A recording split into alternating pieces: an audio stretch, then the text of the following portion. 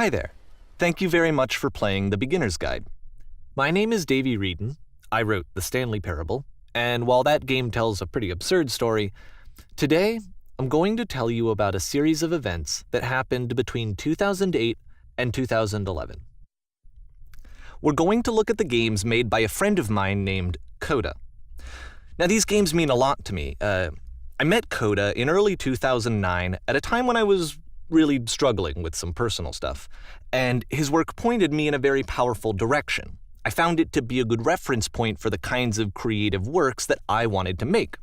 So just to start you off, this is, I think, the first game he ever made.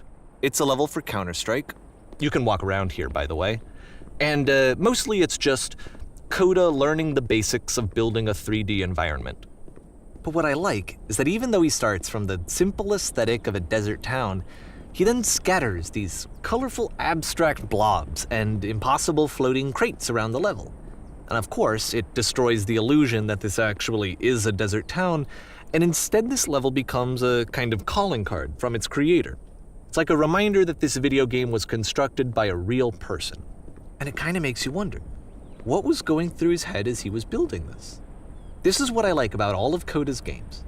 I mean, not that they're all fascinating as games, but that they are all going to give us access to their creator. I want us to see past the games themselves. I want to get to know who this human being really is. And that's exactly what we're going to do here. So, it's 2008, Coda starts making these games, and he never releases any of them.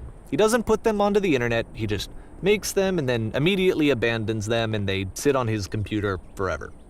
And I think he really understood this image of himself as a recluse. At one point, he jokingly renamed his computer's recycling bin to Important Games Folder. So, this was just how he worked. He tended to crank them out one after the other without even really pausing to try to understand what he had just made, until suddenly one day, he just stopped. In 2011, that was it. He made his last game, and then he hasn't made another one since. And that's why I've taken this opportunity to gather all of his work together, is because I find his games powerful and interesting, and I'd like this collection to reach him, to maybe encourage him to start creating again.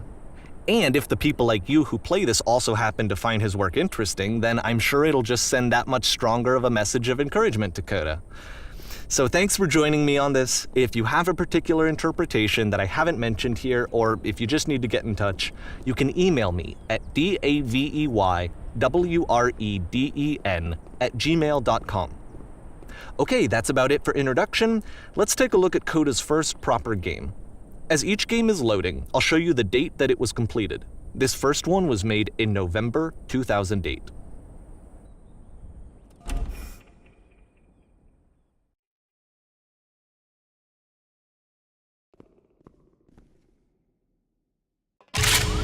Warning.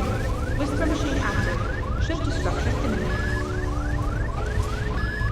This game is called Escape from Whisper, and it's one of the more generic games you'll see from Coda.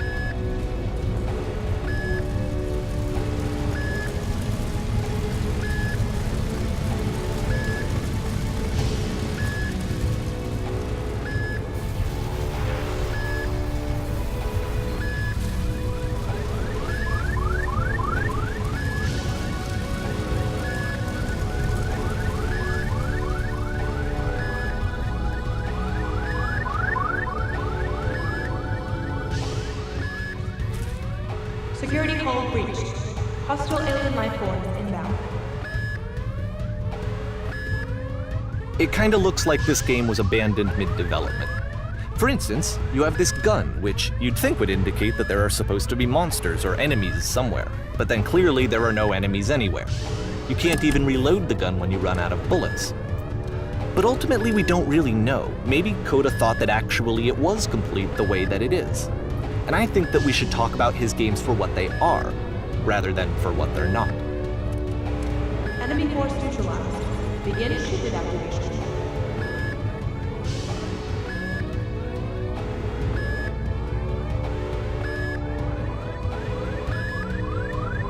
I love how you can see the bottom of the universe from this room.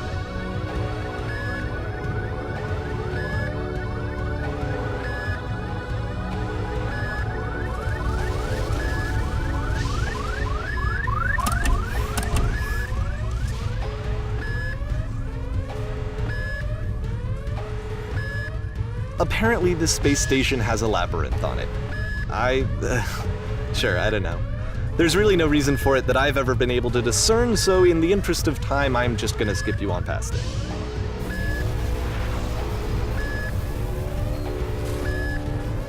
Or, if you'd really like to solve the labyrinth, you're welcome to do that too.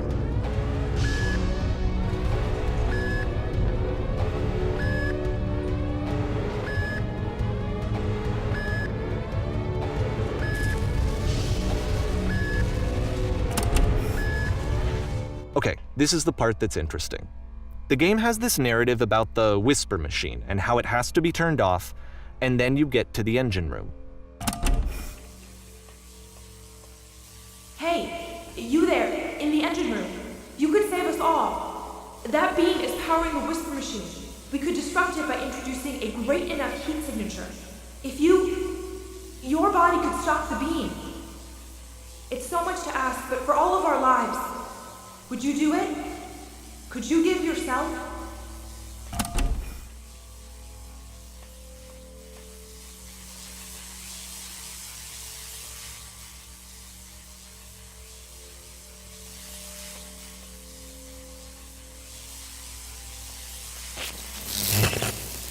Let me pause here for a second. What you just experienced, stepping into the beam and then dying, is probably what Coda had initially intended when he was developing this level. But when he first compiles and plays it, something goes wrong. There's a bug somewhere. And this is what happens instead.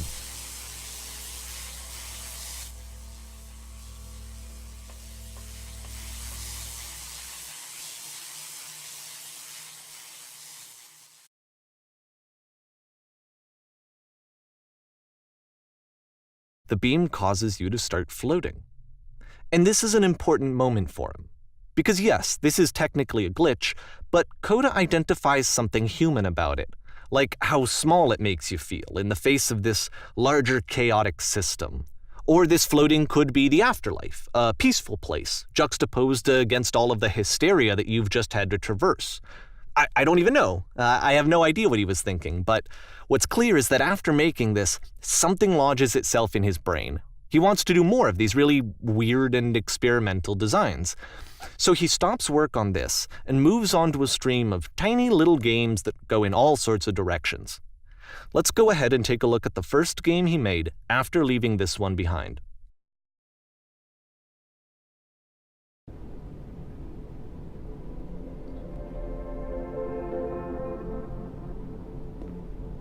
Yep, in this game you can only walk backwards.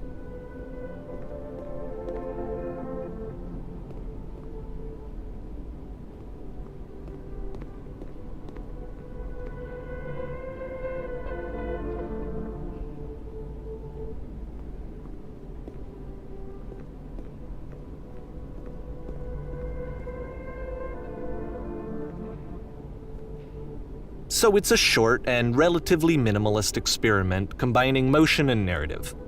It is less advanced than the previous game, but actually it seems to be more focused, more complete. Coda's trying to give it a unique voice rather than simply basing it on a pre-existing trope.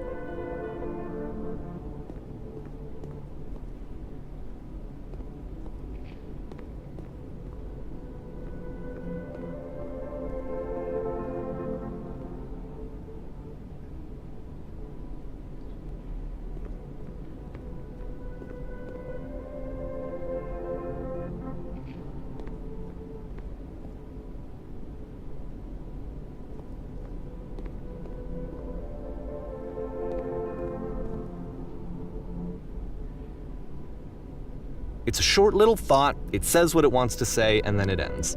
Didn't need anything more than that. Which to me is why it works, because it gets out quick. Okay, next one.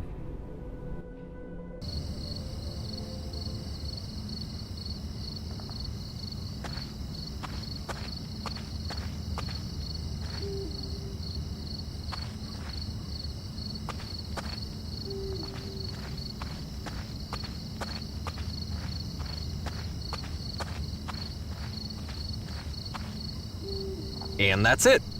Okay, the meaning of this game won't be clear just yet. Please be patient with me for a few more games and I promise you'll see what makes it interesting. Oftentimes, Coda would put bizarre titles like this one at the start of his games. I wish I'd known him at the time that he was making these early games. He would really only talk to me about his work as he was making it. Once he stopped work on a game, that was it. It was dead to him. And I don't agree with that at all, but what are you gonna do?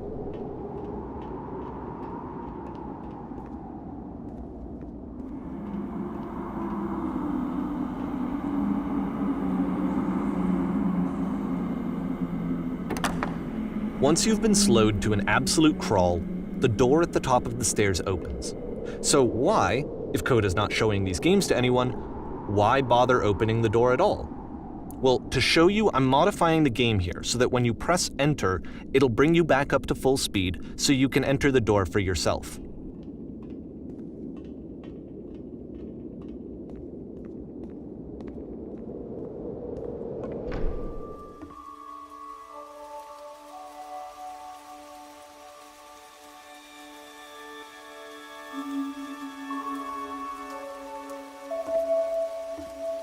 A room that's warm and nice and filled with little ideas for games.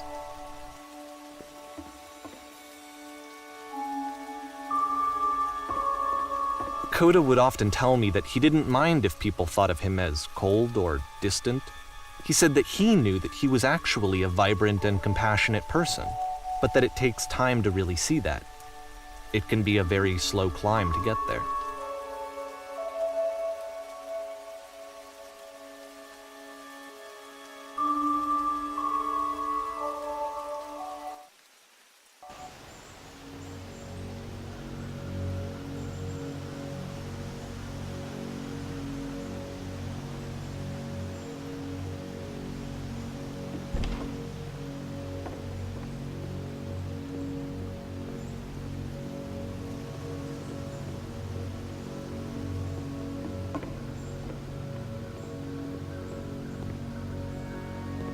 Well, this is new for Coda. It's an actual puzzle.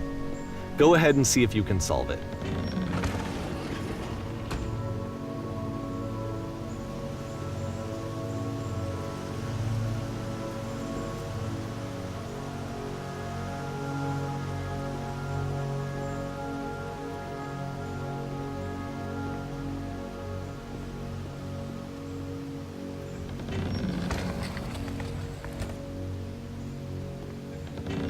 Don't forget that solution, because we're going to see this puzzle again soon. We're gonna see it a lot.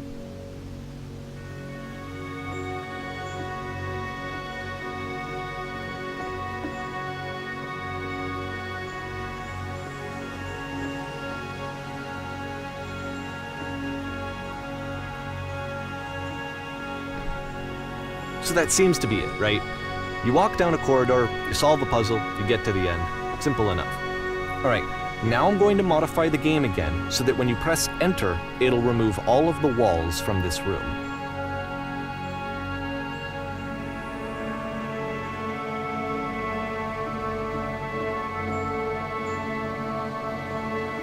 How about that?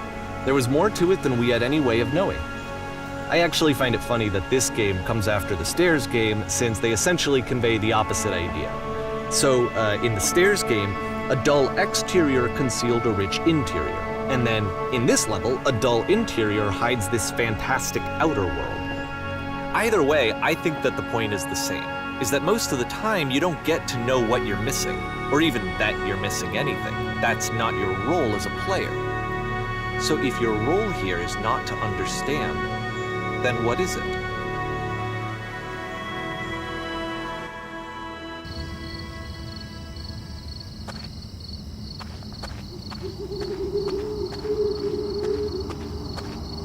Aha! So, this, combined with the entering game from earlier, tells us that Coda believes his games are connected somehow.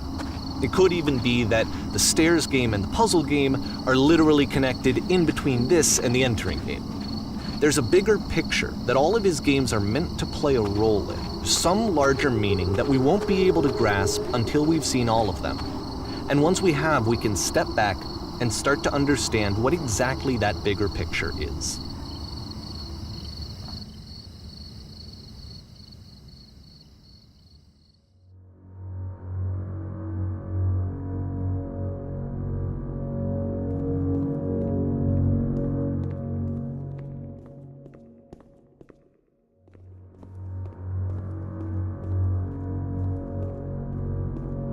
let's talk about video game development for a second. Every video game runs on what's called an engine, which determines what the game can and cannot do. So in other words, the engine is a set of tools for game development. To make all of these games, Coda is using an engine called Source. Like all engines, Source has certain things that it does well, and it has certain things that it does poorly. One of the things that it does very well is boxy linear corridors. That's why so many of Coda's games are set in these large, flat, empty rooms, is just because he's working with what the engine does well. The tools available to the creator shape what kinds of creative work they're going to end up making. You might consider paying attention to the architecture in Coda's games to notice how they seem to stem from an engine that's very good at producing linear, boxy corridors.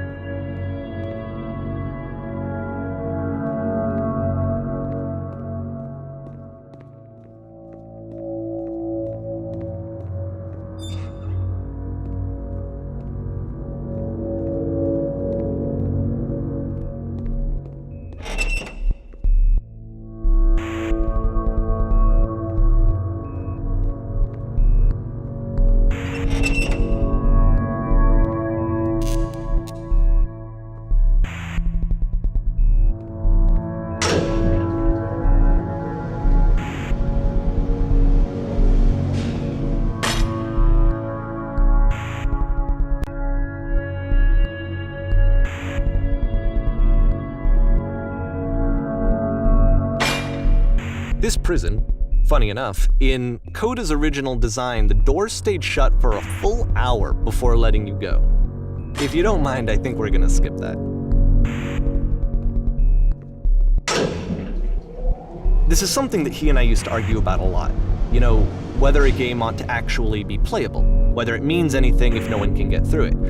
And I would always defend that, you know, all this work goes into the game, why not make it playable and accessible?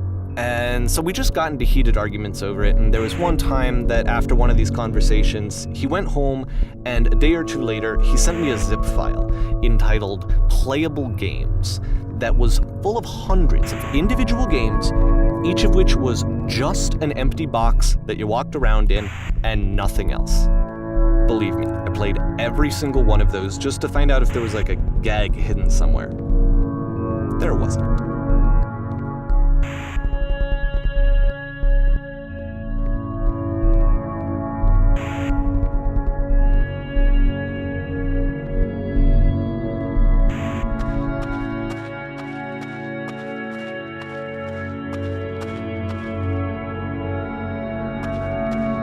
It's the puzzle again, with the exact same solution as the last time.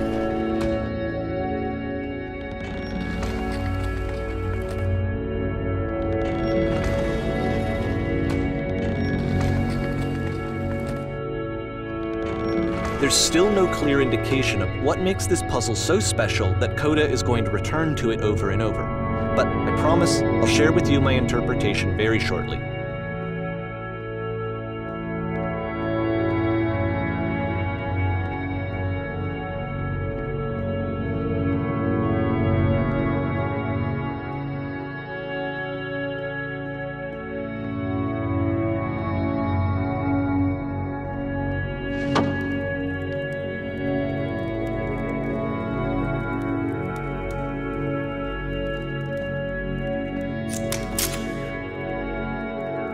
Here, Coda begins using a kind of dialogue system that he fashioned out of the engine's chat capabilities. Use the 1, 2, 3 buttons on your keyboard to respond.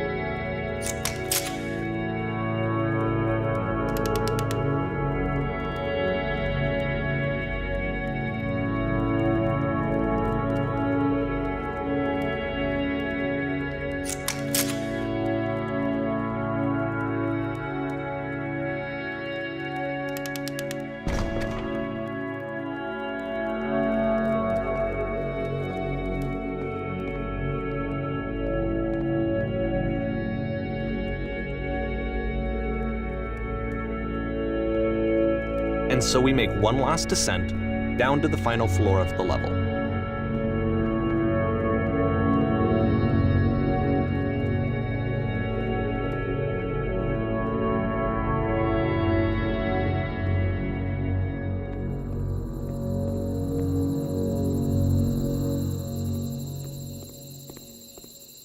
It's a lamppost.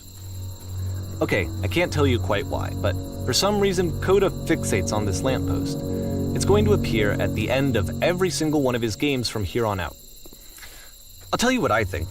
I think that up to this point, he's been making really strange and abstract games with no clear purpose, and maybe you can only float around in that headspace for so long.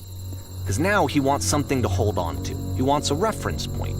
He wants the work to be leading to something. He wants a destination, which is what this lamppost is. It's a destination.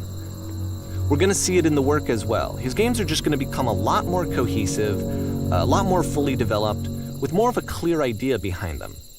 And as we go, that idea will get clearer and clearer and clearer.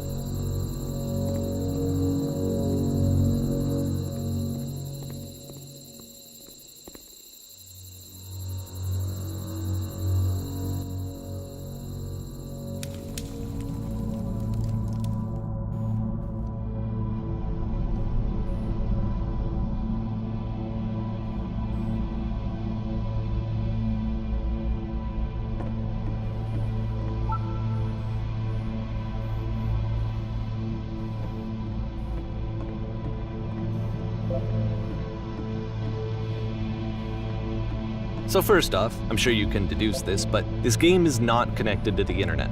All of the notes that you're going to see have been written by Coda. This was actually the first game of his that I ever played. This was shortly after I met him at a weekend game jam in Sacramento, where I grew up.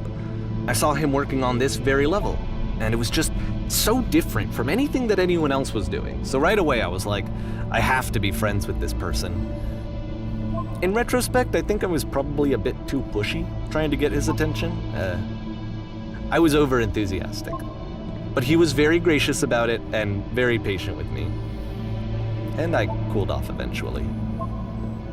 Oh, feel free to skip over any of these notes if they're not doing anything for you. Nothing extra is going to happen if you read all of them. Either way, to me they convey a sense of loneliness. I see this person who's filled with thoughts and feelings and beliefs and has no way to express them except as scattered and unheard voices in a game that wasn't meant to be played.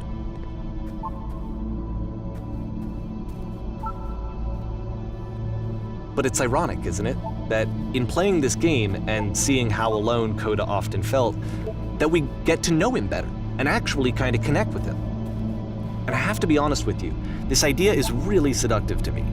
That I could just play someone's game and see the voices in their head and get to know them better and have to do less of the messy in-person socializing. I could just get to know you through your work. I think this is why I always liked Coda's games so much, is because it felt like they let me have that connection. I felt as though he was inviting me personally into his world. And then I feel less lonely too.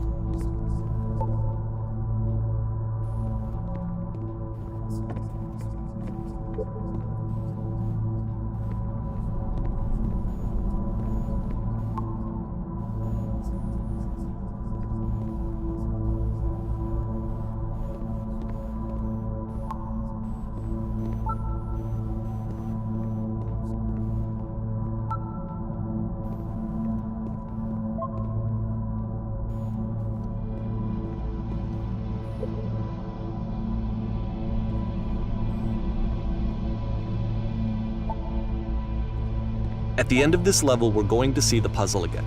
And here, I'll tell you what I think the puzzle means. Each of these games represents an idea that was on Coda's mind at the time that he was making it. And the puzzle is a way of closing the door on a previous chapter of his life before moving on to the next one.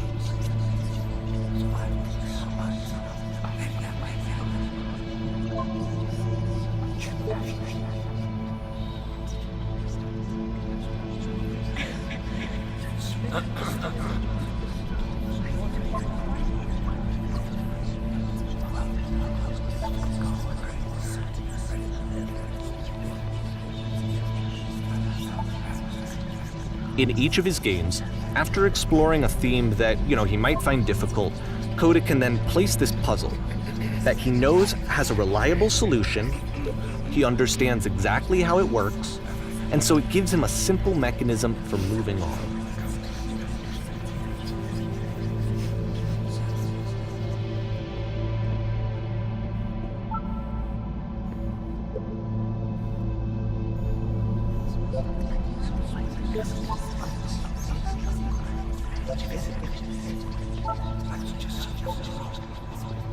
And because there's this dark area between the doors, a space between the spaces, before you move on, you get to pause.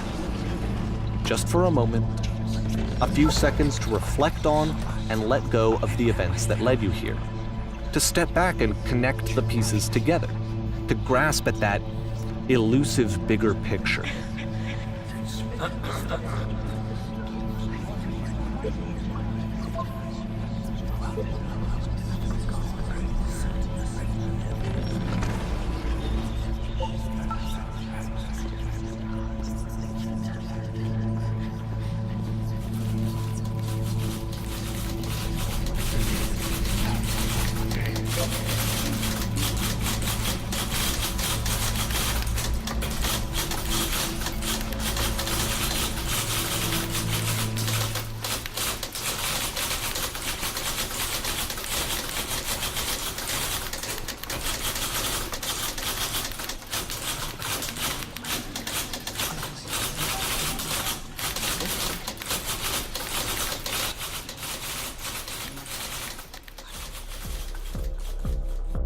Okay, this one is tough. It's gonna kind of just spin its own wheels for a few minutes. Hang with it.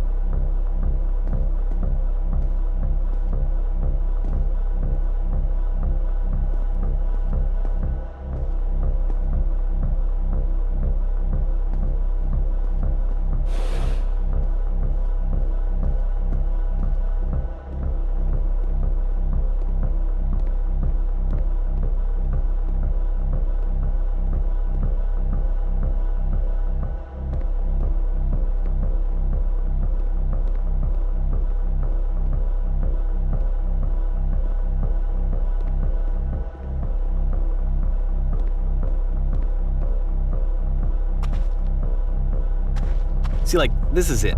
The whole game. And there's nothing that's particularly interesting about it. You just walk to the end of a hallway. Except, for some reason, Kotick gets really fixated on this prison that has all of this modern furniture. And I don't know why, but he decides he needs to revisit this prison. He's gonna start over, use the same assets, turn it into something else. Okay, cool. Here's version 2.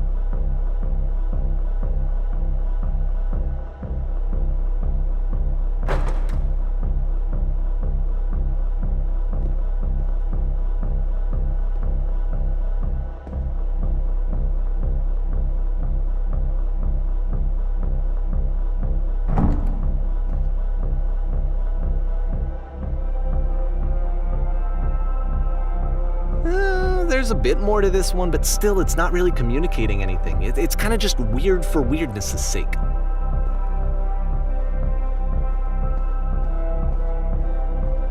So okay, he throws it out and starts over. This time he comes at the prison idea from a different direction.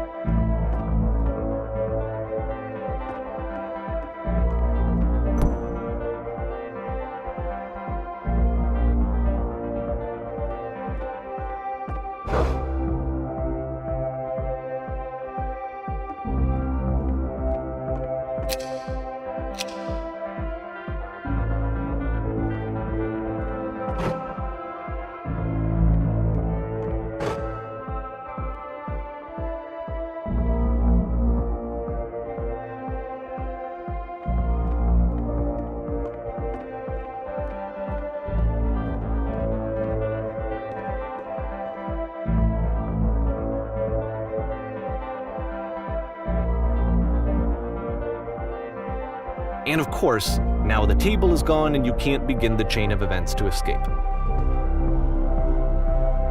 Here's a version where there are no bars, but you can't actually get to the well. And then a version where the inside of the prison is the outside and the outside is the inside. Let me just blink you real quick through a few more of these. I mean, he really unloaded on this prison idea. There's nearly a dozen. Personally, I think it's awful to watch this, to see a person basically unraveling through their work. And for what? Like, at what point do you just go, maybe there are game ideas other than this prison that I could be working on? But Coda doesn't have that voice telling you to stop, that particular mechanism of defense against yourself. Without it, you just spiral. And so he keeps going and going and going and going and going, and then he hits on something. And he likes it. And that's it. He's done. He stops making prisons. This is the very last version of the prison game that he created. And the reason I think it works is that the prison is not actually in it.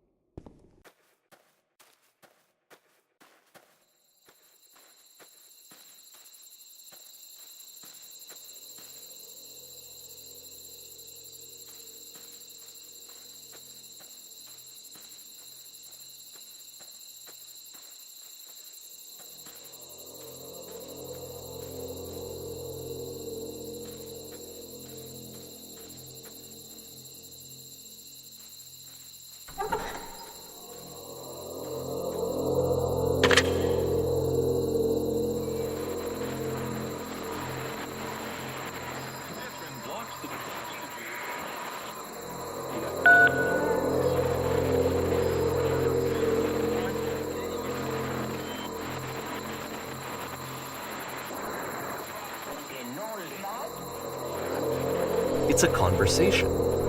And so this is what Coda wants, is to be able to talk to someone, to share what's on his mind, and to get some good advice from someone who knows. But the irony is that even in this scenario, you're still talking to yourself. You know, all of these games so far are Coda talking to himself.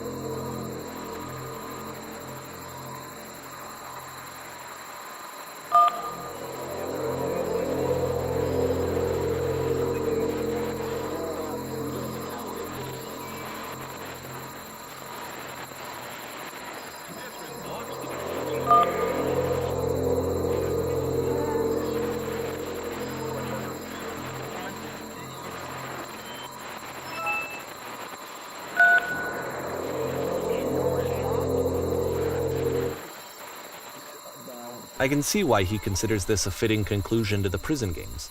After all of the obsession and frustration, just to be told by someone you can trust that things are going to be okay. Wouldn't that be nice?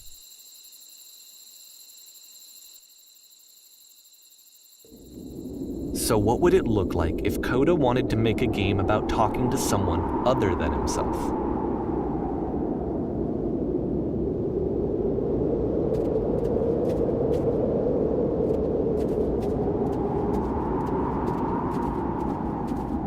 To me, this environment is meant to represent Coda's puzzle, with the two doors on either side and a dark transitional space between.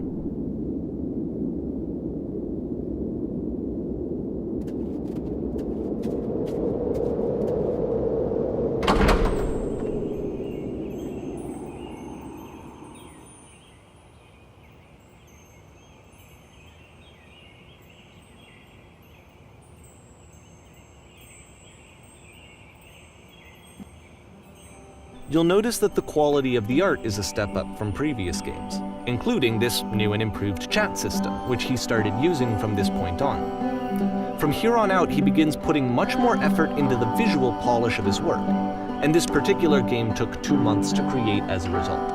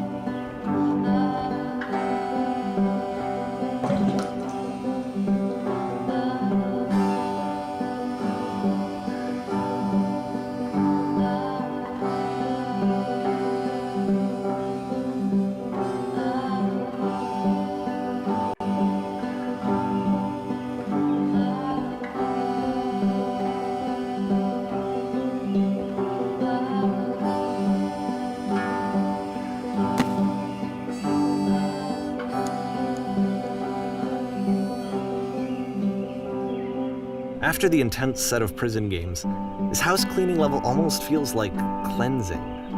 It's the moment after a particularly difficult or traumatic experience where you just need to let it sit and digest inside of you, and eventually cohere into something meaningful.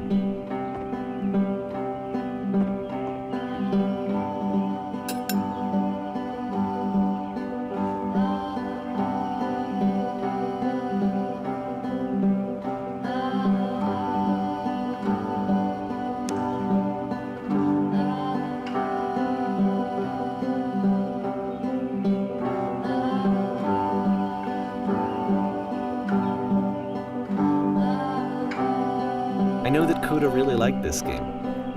Of all of his work, actually, this was the only one that he called me up to ask me to come over and look at it. This was during a period of a few months where he was like grossly happy all the time, just walked around with a constant smile on his face.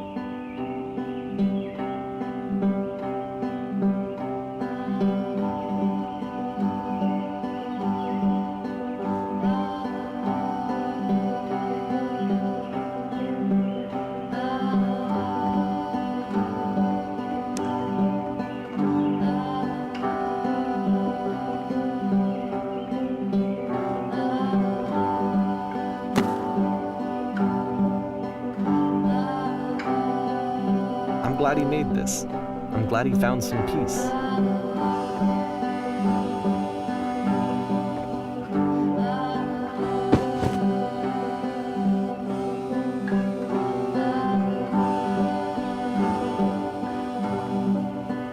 But, of course, it can't last. The music stops, your companion is gone, it's time to leave. The door at the top of the hill is now open as well. Again, you can't stay in the dark space for too long. You just can't. You have to keep moving. It's how you stay alive.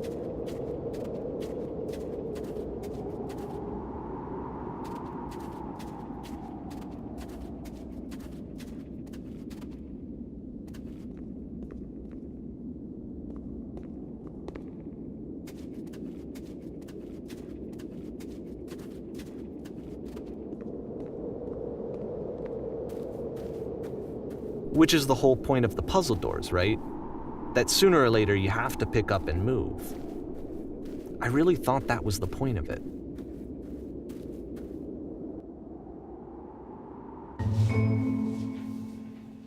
This one gets a bit goofy.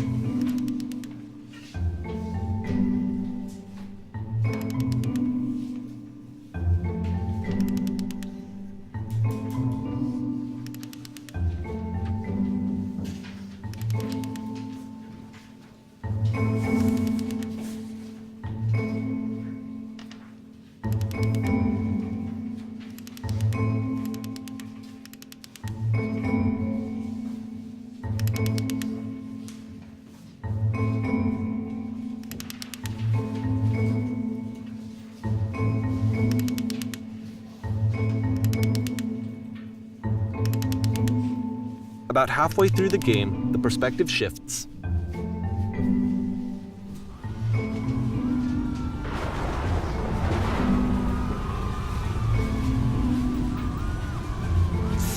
And you play as the teacher.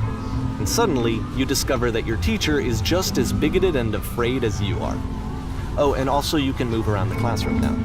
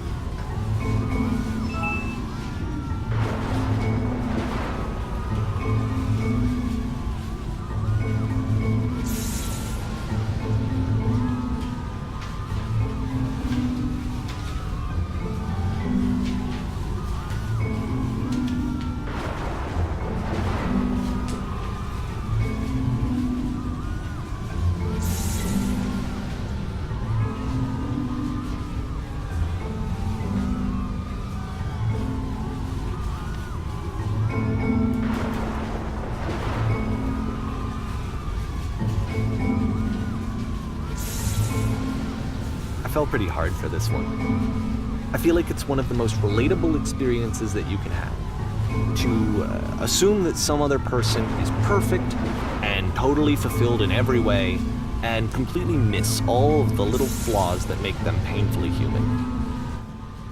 I think about this game a lot these days.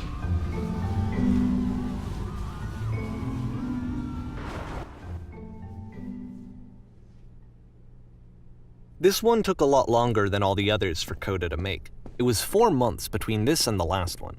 That's twice as long as it took him to make any other game before this, and it's not like it's particularly complex, so I remember I found that a little strange at the time.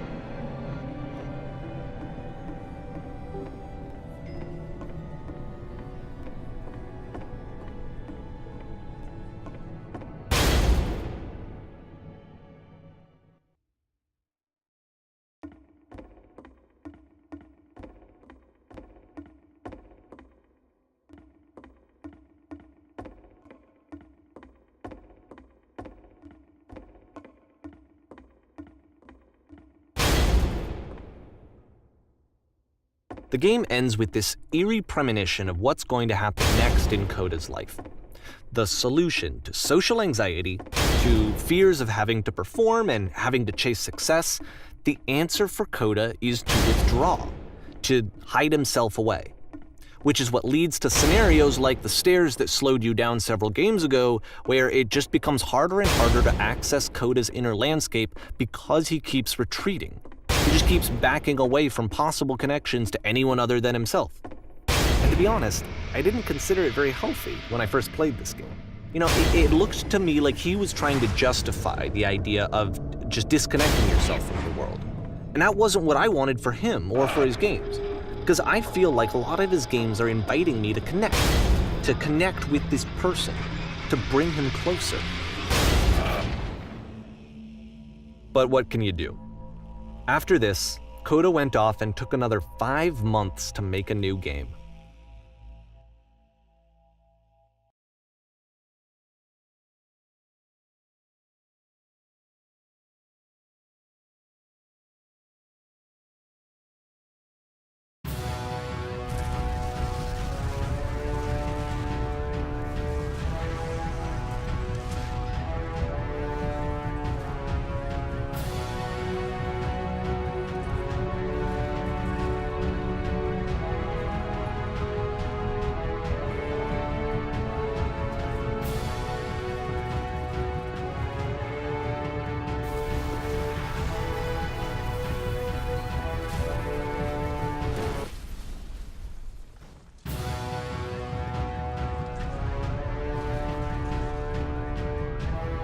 You should probably open your eyes if you haven't already. It's pretty much impossible to solve otherwise. And there is a solution, by the way.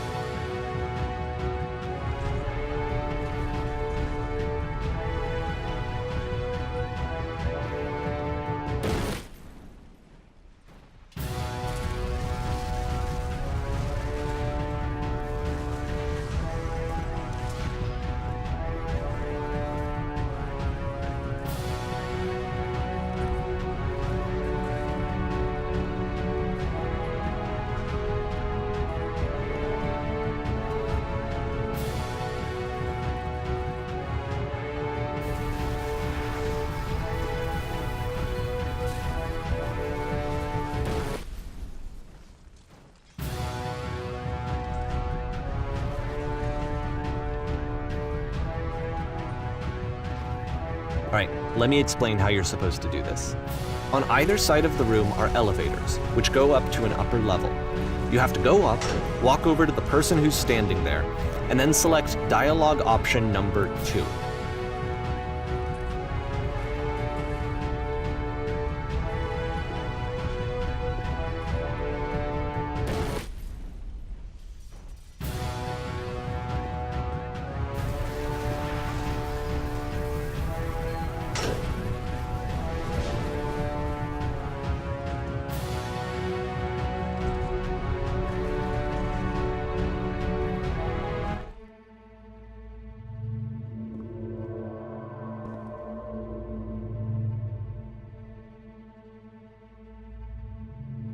Like I said, I was getting concerned. First off, he's never been this explicit in his work about exactly what he's thinking. So where's that coming from? But then even weirder, his work has potentially stopped being an outlet for him. Not like he's having trouble iterating on ideas, but he literally just can't think of new ideas anymore. And in person, he was being a lot more distant than usual. Like, you know how sometimes a person will just deflect anything that you say in order to keep themselves disconnected all the time? It was that kind of thing. Here was the point in my relationship with Coda where I really started to wonder if he needed my help in some way.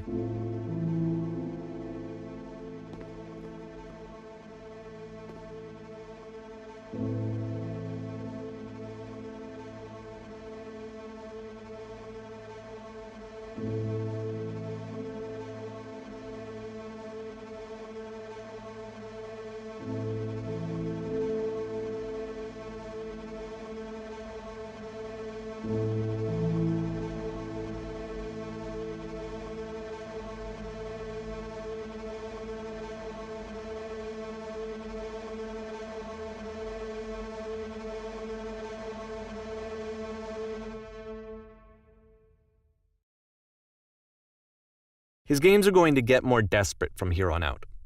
After this game, it's almost 6 months before he finishes something new.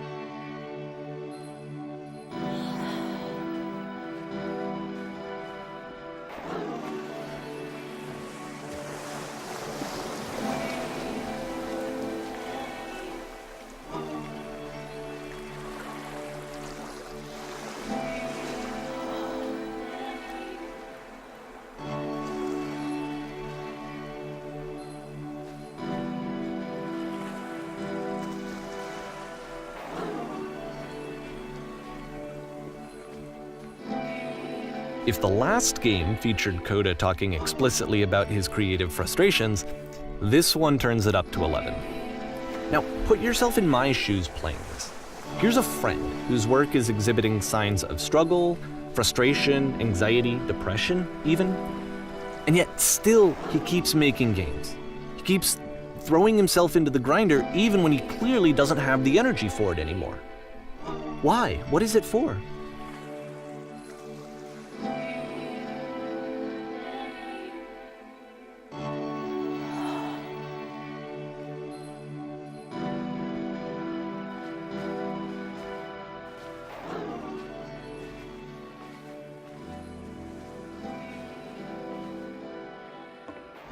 Because from my perspective at the time and just what I knew of him, this was a result of how isolated he was.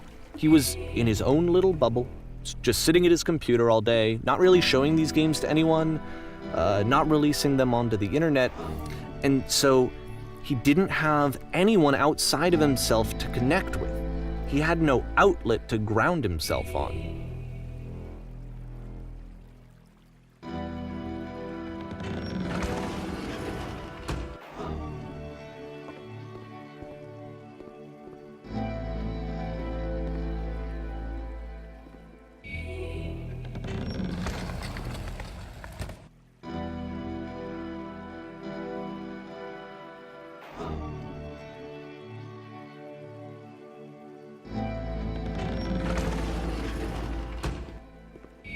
You can't talk yourself out of loneliness. It doesn't work that way. You can't be the one writing both the questions and the answers. Then there's no movement. Then there's no circulation. If all of your anxieties are being channeled into your work, then if the work ever fails, you have no backup and you're just going to crash.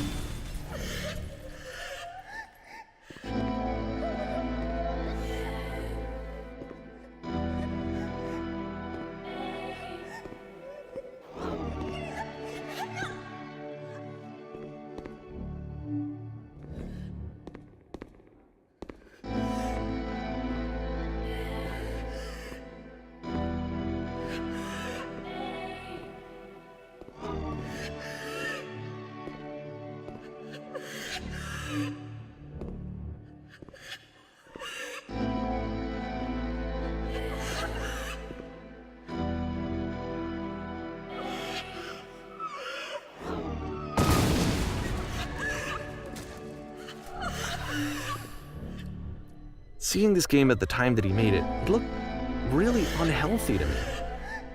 I was watching him do this to himself, and I hated it. I hated seeing him so trapped. It's like, video games are not worth this amount of suffering.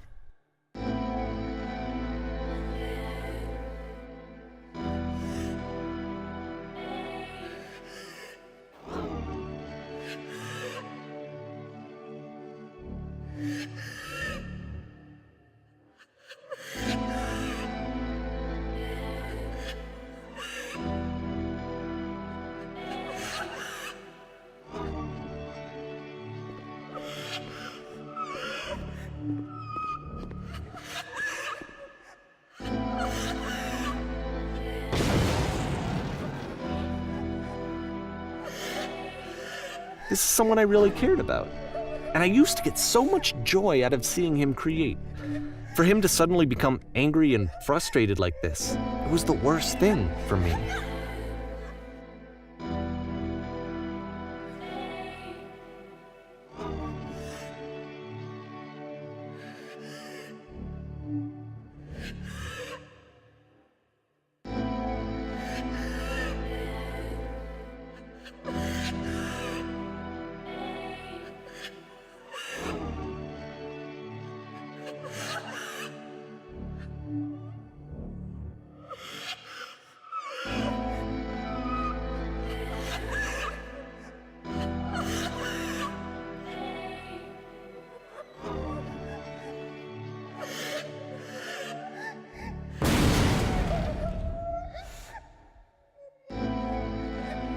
I don't know.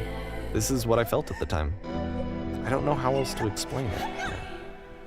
I wanted it to stop more than anything. I had never felt so rotten. I needed more than I had ever needed anything for this to stop.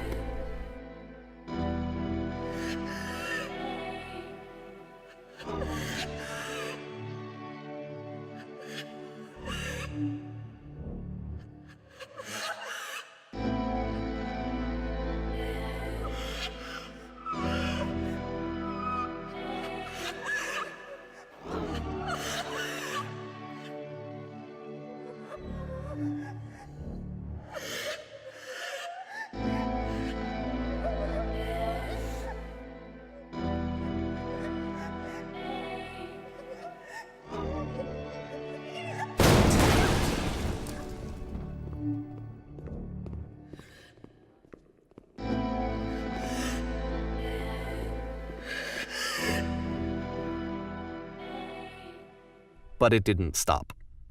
After finishing this one, Coda takes another 7 months and comes up with a new game.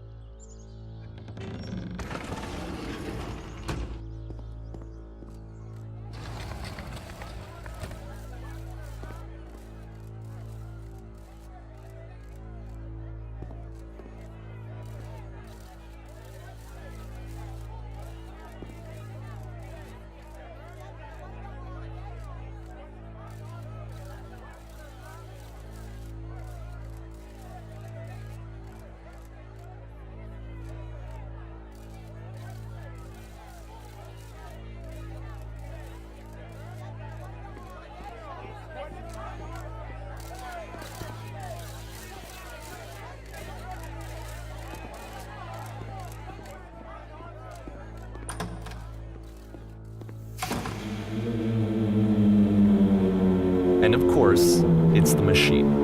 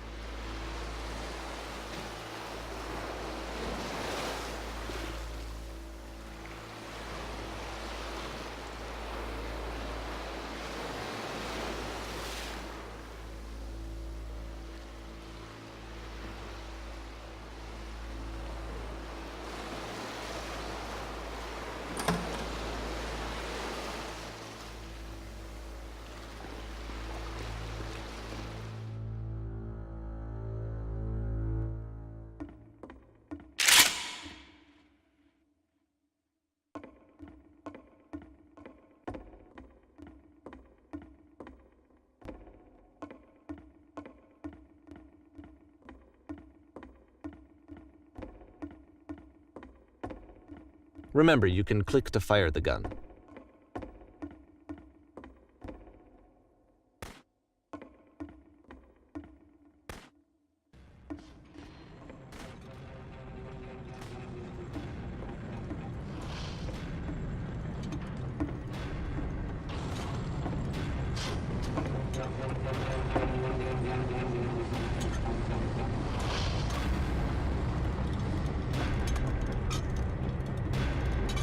So now the work is becoming self-destructive. And I'll tell you, at the time that I first played this game, shortly after he made it, here's what I'm thinking to myself. I'm thinking that Code is stuck in his own head, and that it's having a very negative effect on him, and that all he needs to do is just start showing his work to people, to get some actual feedback on his games. It might get him out of isolation. And so, as I'm thinking this, I realize that I could be the one to initiate it. Because it would never occur to Coda to start actively soliciting feedback, so what if I did it for him? If he could see the difference it would make to have more actual conversations with other human beings, would that bring him out of his mental spiral? Would it give him confidence in himself? Would it bring meaning back into his work?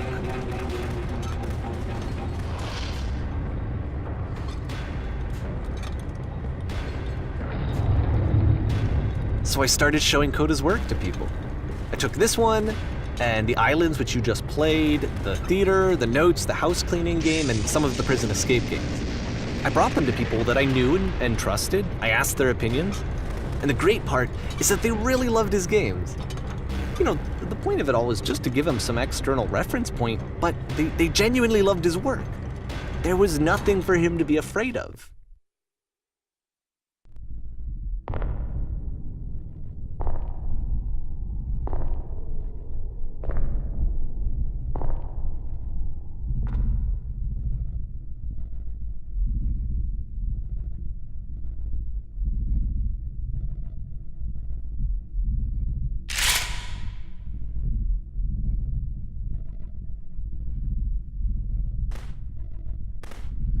Can you see why I felt like this was the right thing to do? Because it's the thing that I always feel like I need, to be told that my work is good, that I am good. When someone really connects with a thing that I've made, when they see themselves purely in my work, there's nothing that feels better. And I got to give that very same feeling to my friend. I did something, I really felt like I'd done something good, like I was a good person. I felt like there was a friend who was in trouble and was unhappy and maybe didn't like themselves, and I could fix it. If I could give him this gift, maybe I could fix the problem. When they told me how much they enjoyed his games, it was the best feeling. It was the absolute best feeling. It made me feel so happy, so beautifully, beautifully happy.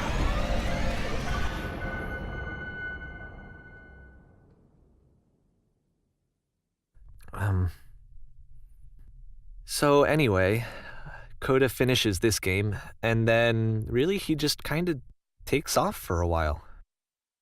So this is June of 2011, and I didn't hear anything from him for several weeks, I guess.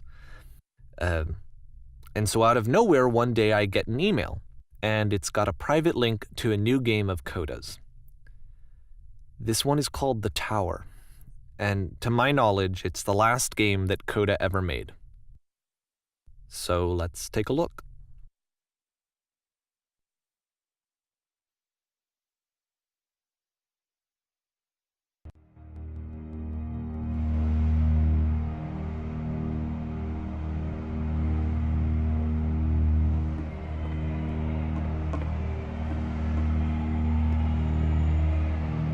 And this is where I have trouble saying anything meaningful about Coda's work. Because more than anything else, the tower just feels distant. It feels like it's trying to distance itself from the world. It's a very cold game.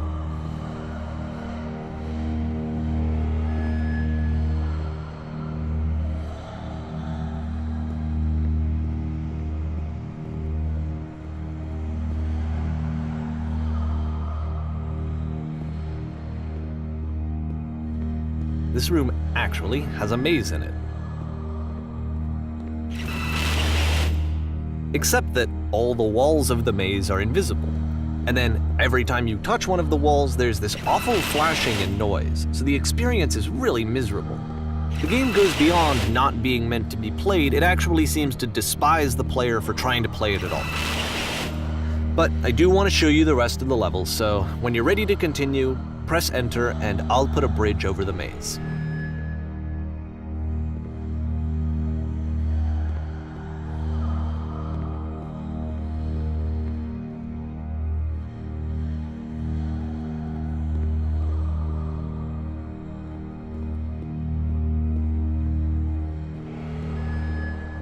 And to be fair, it's not like this is the first game that's needed some modification to be playable.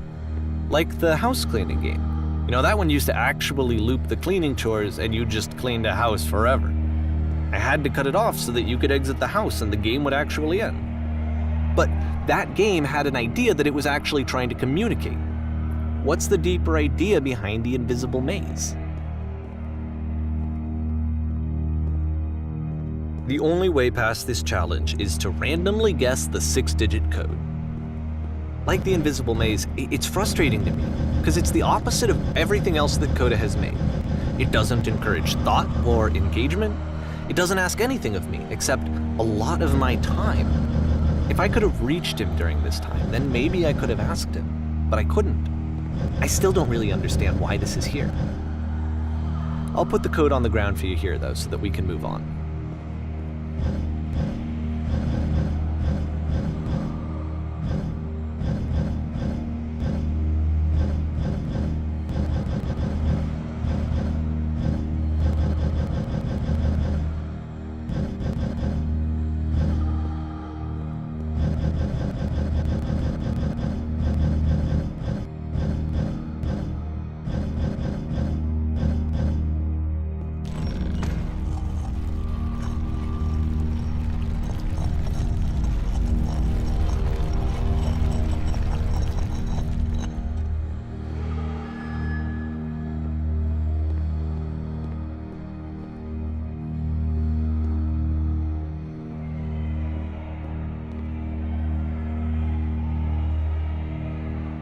The switch to open this door is actually on the other side of the door, meaning that it's literally impossible to solve from this side.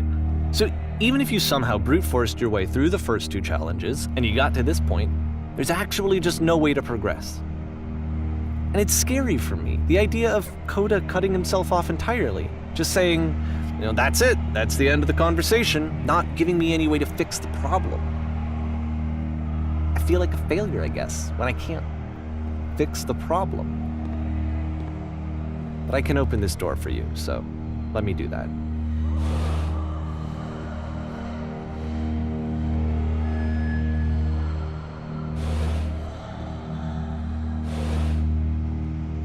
Was I a failure for not understanding this game?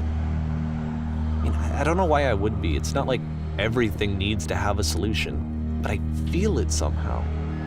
I feel like I failed, and I don't understand why.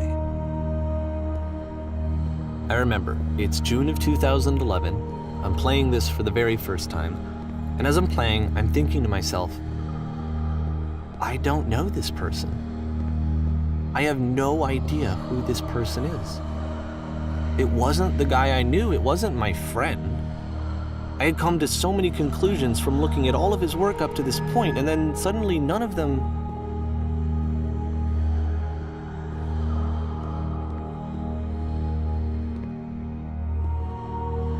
I had been trying to, though. That was the thing. For years, I was trying to get to know him, to understand who he actually was and what he stood for. I asked him so many times to please just tell me what his games mean to him. I asked him please to tell me what the 3 dots mean. And he wouldn't.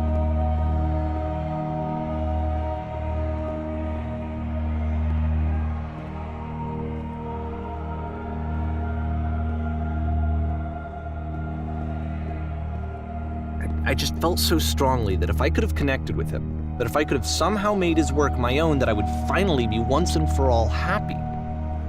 It was that I needed to see myself in someone else. I needed to be someone other than me.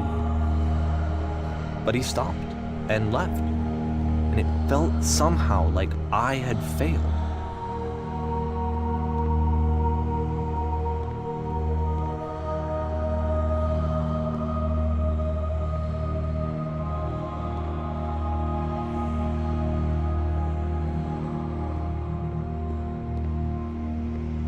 Where did I screw up?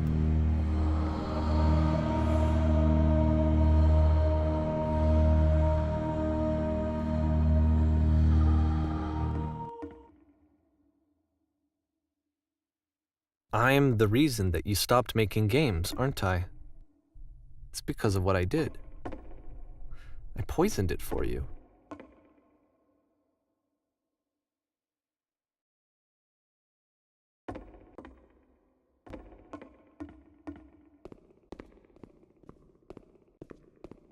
I don't think I ever told you this, but when I took your work and I was showing it to people, it actually felt... It felt as though I were responsible for something important and valuable.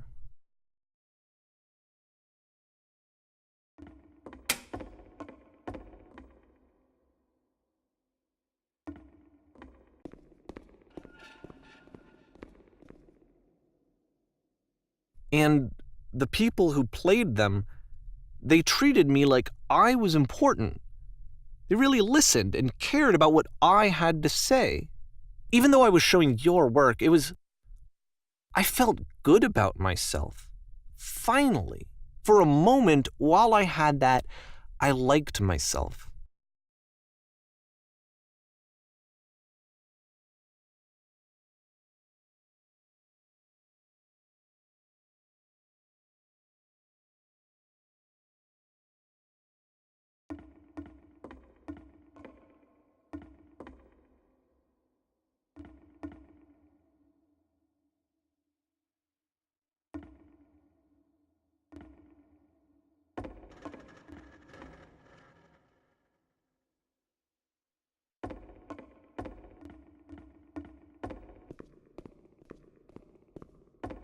And then you stopped, and I didn't have anything left to show people. I just had to be with myself. And as soon as that happened, there was no feeling at all. Nothing. Less than nothing. What does that mean?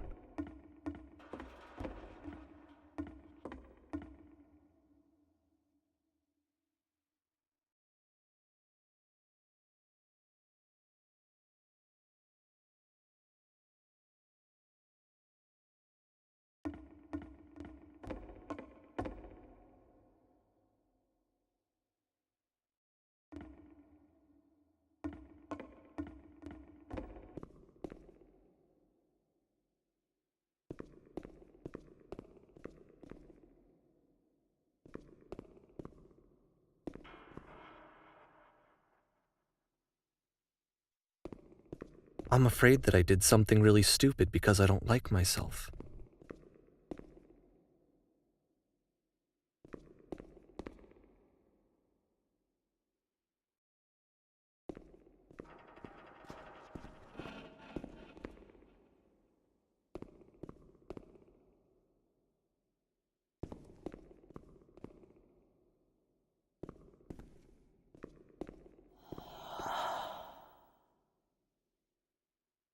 That's why I'm releasing this collection of your work, is because I haven't been able to find any other way to reach you. I've tried everything. And so a part of me has hope that if I put this compilation out into the world, and if I put my name on it, that maybe enough people will play it so that it'll find its way to you, so that I can tell you that I'm sorry. I know I screwed up. If I apologize to you truly and deeply, will you start making games again? Please, I need to feel okay with myself again. And I always felt okay as long as I had your work to see myself in. I mean, is something wrong with me? Because I know that I did an awful thing, and I'm doing it again right now. Like, I'm showing people your work, but I can't stop myself from doing it. That's how badly I need to feel something again, like I'm an addict. There has to be something wrong with me. Can I apologize? What if I tell you I was wrong? Will that work? Will that fix it? I don't know. I don't think it will, but there's nothing else that I can do. Just tell me what you want. I'm sorry. I'm sorry. Please, start making games again. Please help me. Please give me some of whatever it is that makes you complete. I want whatever that wholeness is that you just summoned out of nothing and you put into your work. You were complete in some way that I never was. And I want to know how to be a good person. I want to know how not to hate myself. Please. I'm fading, and all I want is to know that I'm going to be okay.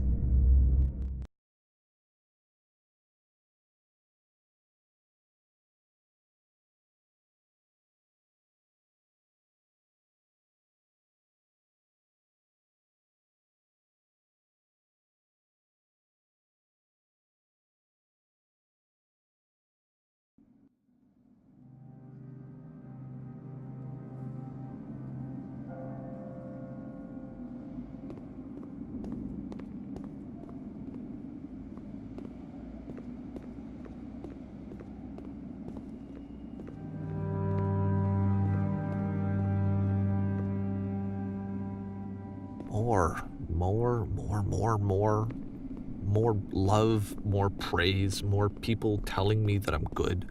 Always more. It's like a disease.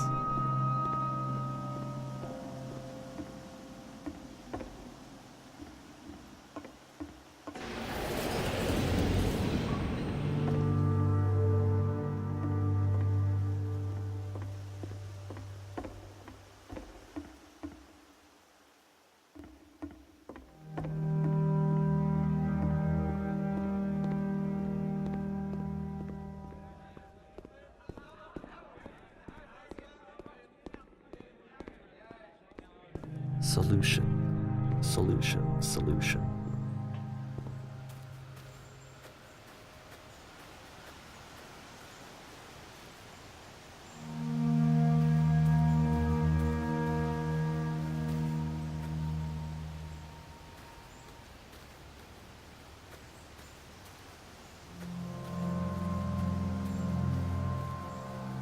I guess if someone had told me ahead of time that he just really enjoyed making prison games, maybe I wouldn't have thought he was so desperate. I wouldn't have told so many people that he was depressed. Maybe he just likes making prisons.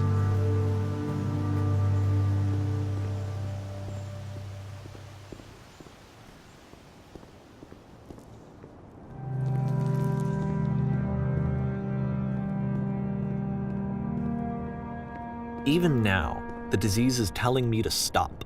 Don't show people what a shitty person you are. They'll hate you.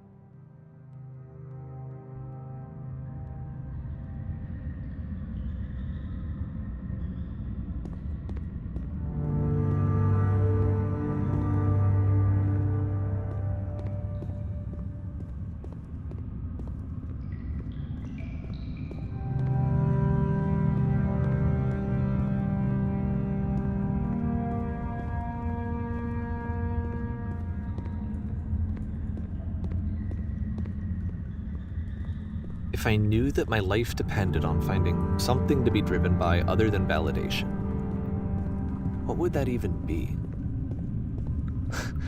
It's strange, but the thought of not being driven by external validation is unthinkable. Like, I actually cannot conceive of what that would be like.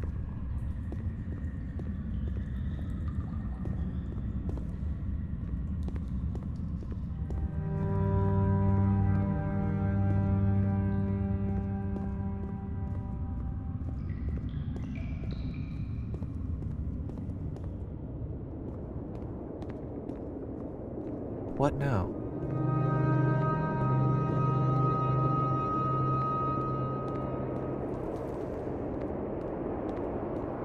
I think I need to go. And I'm sorry, because I know that I said that I would be here and I would walk you through this, but I'm starting to feel like I have a lot of work to do. I have a lot that I need to make up for, and so I'm just gonna... Okay.